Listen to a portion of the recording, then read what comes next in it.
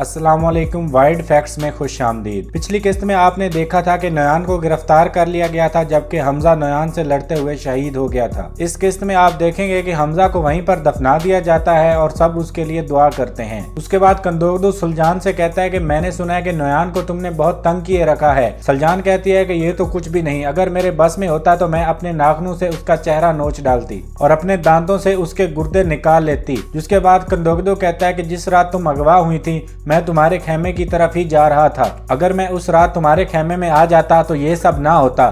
जिस पर सुलजान कहती है कि अगर उस रात आप मेरे खेमे में आ जाते तो आज आपने नोयान को भी ना पकड़ा होता। नोयान को हाथ बांधकर उधर ही बिठाया हुआ था। थोड़ी देर के बाद तूतकिन उसके पास जाता है और उसे कहता है कि तुम ऐसे शैतानी आंखों से मुझे क्यों देख रहे हो? तुम क्या चाहते हो कि मैं गुस्से में आऊं और इधर ही तुम्हें मार डालूं? जिस पर नोयान कहता है कि हाँ, तुम इसलिए गुस्सा होगे क्योंकि मैंने तुम्हें एक कीड़े की तरह फेंक दिया था। फिर तूतकिन कहता है कि तुम मरोगे, लेकिन यहाँ नहीं, हमारे कबीले के दरमियान सब लोगों के सामने, और फिर मैं तुम्हारी लाश कुत्तों के आगे डाल दूंगा। ये सुनकर नोयान कहता है कि जब तक जिंदगी है तब तक उम्मीद है। ये बातें तुम जैसा चरवाहा नहीं जान सकता। तुम्हें क्या पता जंग कैसे लड़ी जाती है, ये तुम्हारी गोपचे नहीं है। ये सुनकर तोतकीन को गुस्सा आता है और वो नोयान के मुंह पर घूंसा दे मारता है। उसके बाद नोयान हंसना शुरू हो जाता है और तोतकीन से कहता है कि कंदोगदू मुझे अपने कबीले में इसलिए ले जाना चाहता है कि वो अपनी इज्जत बहाल करना चाहता है, लेकिन तुम मुझे बताओ तुम्हें क्या मिलेगा? उसके बाद तोतकीन को और ज्यादा गुस्सा आ जाता है और वो नोयान को मारना शुरू कर देता है। उसके बाद कंदोगदू उसे रोक लेता है और कहता है बस करो, बहुत हो गया। फिर वो सिपाहियों को हुक्म देता है कि नोयान को यहाँ से ले जाओ और मेरे घोड़े के पीछे बांध दो,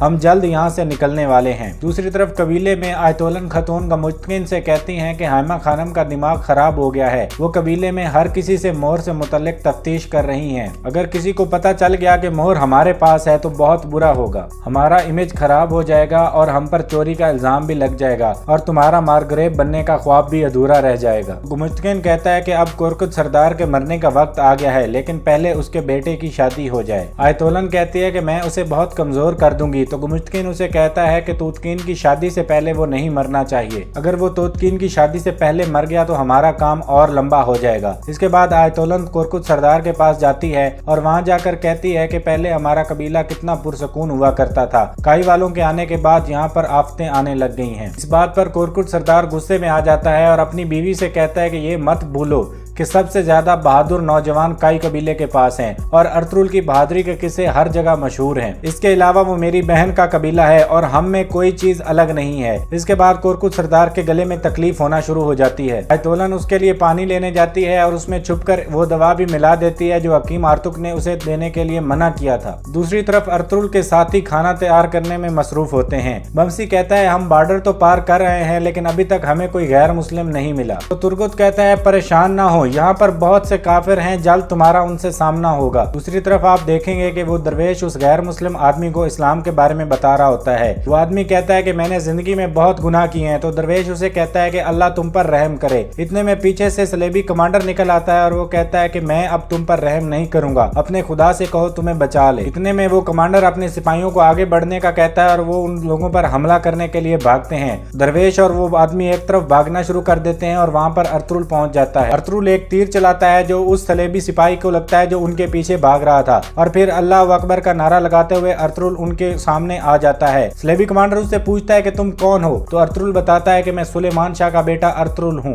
वो अपने सिपाहियों को हुक्म देता है कि हमला करो इसके ऊपर, और फिर वो हमला कर देते हैं। अर्तुरुल उन सब के वार चुकाता जाता है। लड़ाई की ये आवाज अर्तुरुल के साथी भी सुन लेते हैं और वो समझ जाते हैं कि लड़ाई हो रही है और वो भाग खड़े होते हैं। कुछ देर बाद वो भी वहाँ पहुंच जाते हैं और सलेबी सिपाहियों से लड़ना शुरू कर देते हैं। तमाम सलेबी सिपाही और उनका कमांडर मारे जाते हैं। उसके बाद वो दरवेश अर्तुरुल से कहता है कि अल्लाह ने आपको हमारी मदद के लिए भेजा है। फिर वो दरवेश अर्तुरुल से कहता है ए बहादुर लोगों तुम कौन हो? जिस पर अर्तुरुल से बताता है कि मैं काई कबीले से अर्तुरुल हूँ, आप कौन हो? वो दरवेश कहता है कि मैं अब्दुल्ला बिन महमूद हूँ। अर्तुरुल ये सुनकर मुस्कुराने लगता है और कहता है वो महमूद जिसका जिक्र हमसे शेख करमानी ने किया था। इस पर वो दरवेश हाँ में सर हिलाता है। ये सब कुछ सलेबियों का एक सिपाही भी सुन रहा था और इसके बाद वो वहाँ से छुपकर भाग जाता है। दूसरी तरफ आप कबीले में देखेंगे कि कोरकुत सरदार की अचानक तबीयत खराब हो जाती है और वो नीचे गिर जाता है। ये दरअसल उस दवा का असर था जो उसकी बीवी ने उसको दी थी। इतने में बानो चीचक वहाँ पहुंचती है और कोरकुत सरदार को गिरा हुआ देखती है। बानो सिपाही को आवाज देती है और सिपाही की मदद से कुरकुत सरदार को बिस्तर तक ले जाती है। उसके बाद वो सिपाही से कहती है फौरन भाग कर जाओ और आर्तुक साहब को लेकर आओ। दूसरी तरफ आप देखेंगे कि हाइमा खानम गुंचागुल खातून से तफ्तीश कर रही होती हैं। गुंचागुल कहती है कि मैंने ऐसा कुछ ना देखा ना सुना। इतने में मुश्किन वहाँ पहुंच जाता है और हाइमा खानम से गुस्से में कहता है अब आप अपने बच्चों में उस गद्दार को तलाश करेंगी। हाइमा खानम कहती है कि तुम इतना गुस्सा क्यों कर रहे हो,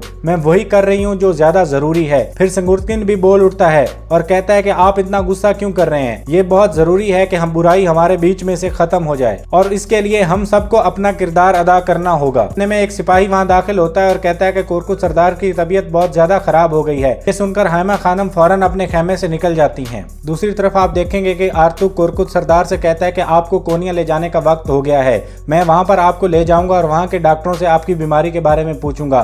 कुरकुत सरदार कहता है कि पहले मैं अपने बेटे की शादी देखना चाहता हूं, उसके बाद तुम जहां चाहो मुझे ले जाना। फिर हकीम आर्तुक आयतोलन खतून को एक दवाई देता है और कहता है कि ये इनको सेहतयाब होने तक पिलाती रहें। उसके बाद वो वहां से चला जाता है और हाइमा खानम वहां पहुंचती हैं। कुरकुत सरदार हाइमा खानम से कहता है कि मेरी एक आखिरी ख्वाहिश है, तुम अपनी तफ्तीश के चक्कर में कबीले में किसी को नाराज मत कर लेना। इतने में कबीले के बाहर मौजूद नगाड़ा बजने लगता है। लोग इकट्ठे हो जाते हैं और देखते हैं कि कंदोगदू नयान को लेके आ रहा है। नयान एक रस्सी के साथ बंधा होता है और उस रस्सी को कंदोगदू ने पकड़ा होता है। लोग नयान को देखकर उसे पत्थर मारना शुरू कर देते हैं और कातिल कातिल चिल्लाते हैं। कंदोगदू उसे लेकर कुरकुत सरदार के खेमे के सामने पहुंच जाता है। सब लोग कंदोगदू जिंदाबाद के नारे लगाने शुरू कर देते हैं। फिर कंदोगदू उनको खामोश करवाता है और उनसे खिताब करता है। कंदोगदू कहता है कि दोस्तों, जब तक ये दुनिया है तब तक अल्लाह के लिए लड़ना हमारी अवलीन जिम्मेदारी है और ये जिम्मेदारी हम हमेशा पूरी करते रहेंगे।